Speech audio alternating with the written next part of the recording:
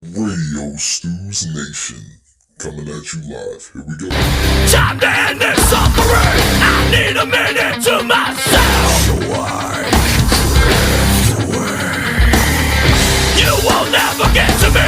What can be done, I'll do myself, so I can slip away. What's around, what's fall? What's losing control? What's around, what's fall? No one about to break. What's around, what's fall? What's losing control? YouTube, what up? It's your boy Whip. Now, this is the last time I'm going to try to record this video. It has been like 17 times. And I just shut it off on myself again. And it feels like my laptop is going to catch on fire. So I'm going to make this one on my phone. It's not going to be that great. But I am going to give my next episode of what they're really fighting. Now, we have tomorrow, which is June 3rd, UFC 212. And it features only two fights that I give a shit about. Before we get into it, I would like to say shout out to CCSIZ. Again, it's Charlie Charlie Sierra Indigo Zebra on YouTube. CCSIZ. Check him out. That's my boy. Sub him. Sub me. Don't fucking forget. Now, two fights I give a shit about. First, we're going to start with Nate, the Great Marquardt versus Vitor, the Phenom Belfort. Now, we'll start with Nate. Nate's really fighting what I will most respectfully refer to as Liddell syndrome. He has been knocked out on numerous occasions. And even 7 years ago was when I was like, oh, okay, maybe Nate can come back. And this is like 7 years ago. Maybe he'll be okay, and I kept thinking that every third fight I'd be like, you know what, he's going to be all right. He's going to turn the ship around. And it didn't happen. And I don't even know how many years it's been. Whenever he came to UFC, it was all downhill from there. And not to say that he's not a great fighter, because he was. But, yeah, he just started getting knocked out. But anyway, next we will go to Vitor Belfort. That's what Nate was really fighting. And what Vitor is really fighting is USADA. Go back maybe 9 years, I want to say 7, 8 years, something like that. Chael Sonnen took down Anderson Silva, who was a master and still is, in my mind, and my favorite fighter of all time, always will be. He took, Chael took him down, beat the piss out of him. He fucked him up for, I want to say, 4.5 rounds, I think it was. It was like the last minute of the 5th round or some shit, last minute and a half, that he threw an arm triangle and submitted Chael at the fucking very end of the fight, and it was amazing. I almost cried. And Chael ends up going on to fail a drug test for elevated levels of testosterone. His levels were testosterone, epitestosterone levels were 17.9 to 1. Whereas any gentleman that may be watching this, or I, are 1 to 1. Maybe an athlete might be 4 to 1, 3 to 1, 5 to 1, tops. I think Nevada's level of failure is 6 to 1. I think that's where you start to fail, if I'm correct. I could be wrong. I think they might have even lowered it since then. But anyway, what happened was they were like, well, what the fuck, Chael? You know what I mean? You failed this big-ass drug test like a motherfucker. And he says, well, I have hypogonadism, Let me talk to my doctor and see if I can get some paperwork on it. Okay? UFC goes, yeah, sure, All the people who handle that kind of shit, sure, Chael, go ahead. Go get the paperwork you need from your doctor. Chael goes to his doctor, here, doctor, here's my insurance money or my big fat fucking, beat the piss out of Anderson Silva for 4 rounds money. And, I'd like to have you take a look at my hypogonadism. And, I need supplemented testosterone to curb the side effects or whatever. And fucking, doctor goes, oh, Chael, yeah, you fucking great athlete who's a great fucking salesman of the UFC and a fucking huge fucking proprietor of the sport or whatever the fuck you want to call it. Yes. Yes, let me just write you this piece of paper, which is a TUE. We talked about this the other day with Cyborg and her diuretic use, which has a TUE now. TUE stands for therapeutic use exemption. So, Chael gets the fucking therapeutic use exemption for TRT, which is testosterone replacement therapy. So now he's replacing his testosterone with synthetic testosterone, which causes, high amounts of fucking testosterone. Bigfoot was on it. Bigfoot Silva, Dan Henderson, Ben Rothwell. I'm trying to think of more. I know there was more. Forrest Griffin. And I think that's it.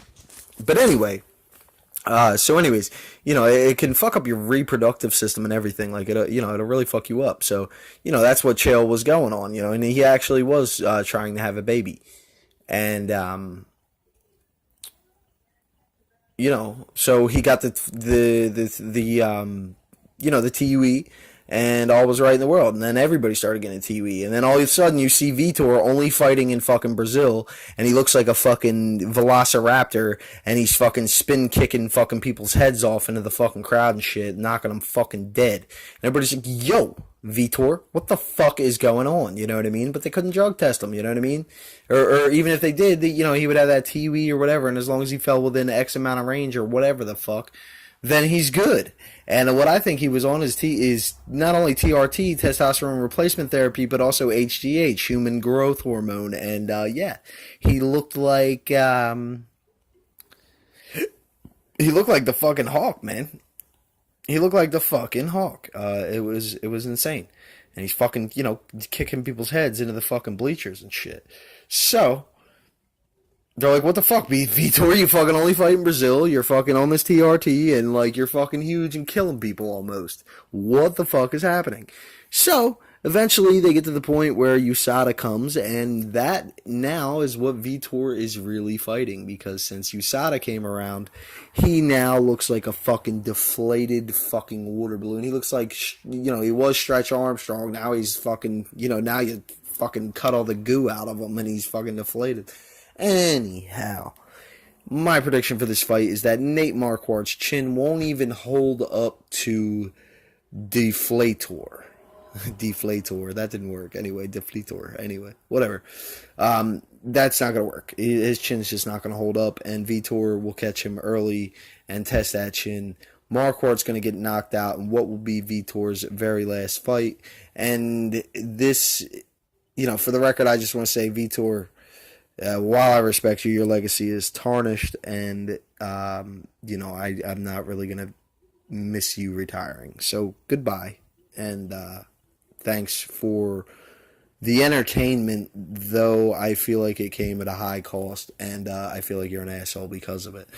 Now, and, and just one more thing on that, like, I really hope that Michael Bisping's vision is okay, and I don't think that shit is right, and I think Nate or Michael has every right to say anything he wants about people that were on that shit, because that shit really could have fucked him up, and it doesn't seem to have changed him too much as a fighter. And shout out to Michael Bisping. Fuck you, Vitor. Thanks for the entertainment, but at what a fucking cost, you piece of shit. Anyway. Next up, we got Jose Aldo, who I think we got 3 fucking steroid Brazilians on this card. Not to be racist or anything, but Brazilians do not have a good fucking track record of their fucking, and it's not even racist, it's like nationalist. So kiss my ass for people who think that I'm racist, cause I think, ain't nothing wrong with no Brazilian woman or nothing like that. Not to say anything like that, I love my wife, but, I'm not racist. I find Brazilian women attractive and so forth. It's just a country. But I think that there are a lot of very, very good doctors down there who got some good fucking steroids. And I think these fighters are getting that shit, dude. And I think they're pumped full of that shit. I think Eric Silva, fucking Jose Aldo, and fucking Vitor, all them motherfuckers. Anyway. Even Anderson. I love Anderson. That's my favorite fighter. So there you go. My favorite fighter is a Brazilian, but I'm just saying they're all on that shit. So My point is that Jose Aldo has been fighting for a very long time. What he is fighting for in this fight is to maintain what is left of his legacy after Conor McGregor and all his fucking bitch crying after Conor knocked his bitch ass out. If you were all like that, I'd have met that motherfucker in the street. I'd have been like, Conor, you won't see me in the street, though. And being a fighter, he came back down. He'd have came out and I'd have fucked his ass up, jail or not, if you're really that real. But anyway, I'm tired of Jose and his bitch crying. I really liked him for a long time, but he been bitch crying. And they're like, yo, what's up with Conor? What's up with Conor? He's like, I don't answer really good questions about Conor. Like, you still look butthurt, son. Anyway, he's fighting exactly another thing that Vitor was fighting, and that is a tarnished legacy due to Conor McGregor and his bitch-ass, broke-ass psyche after that. Now, next up, we got Max Holloway. What Max Holloway is really fighting here is a hard thing to explain. He lost to Conor, but he didn't. He's the only person. He's the only person besides Nate, I think, to make it to decision with Conor. Definitely the only featherweight to make it to decision with Conor. In a great fight, which was a pretty damn close fight. Like, Conor still won, like you could tell, but a great fight nonetheless. And he's done nothing. Other people have fallen after Conor beat them. No, not really. No, I guess they did. They all did okay. Conor beats them up, and then they get really good. But anyway, he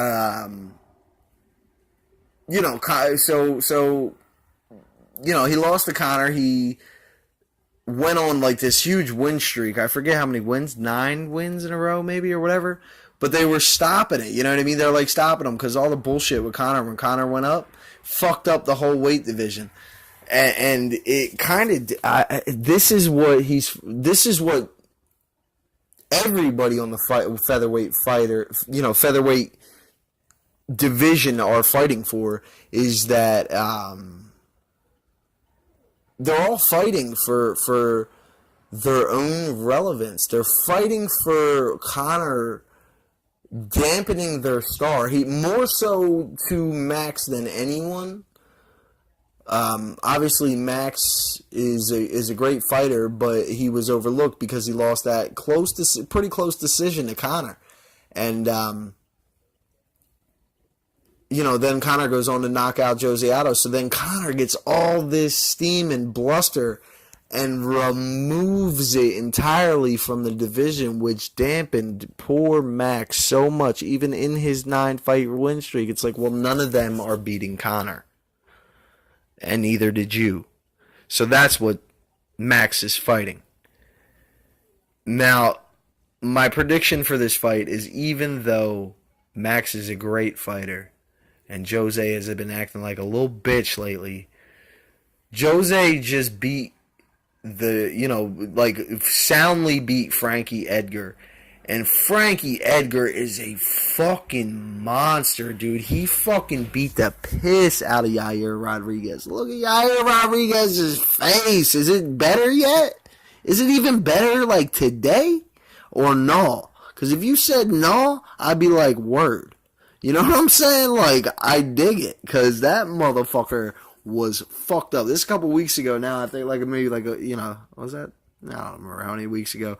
But Yair's face was fucked up. Like, fucked up. And Yair Rodriguez is a really highly touted prospect.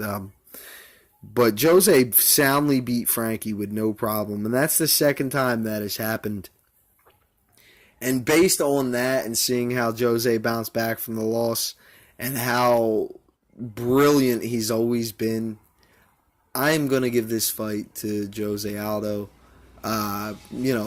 Most likely by unanimous decision. So you heard him here first. It's your boy Whip. Don't forget to fucking subscribe. I am out. I will see y'all next time. Peace. Not surprised, motherfuckers. Motherfucker. I'm not surprised, motherfuckers. Motherfucker. I'm not surprised, motherfuckers. surprise. Motherfucker.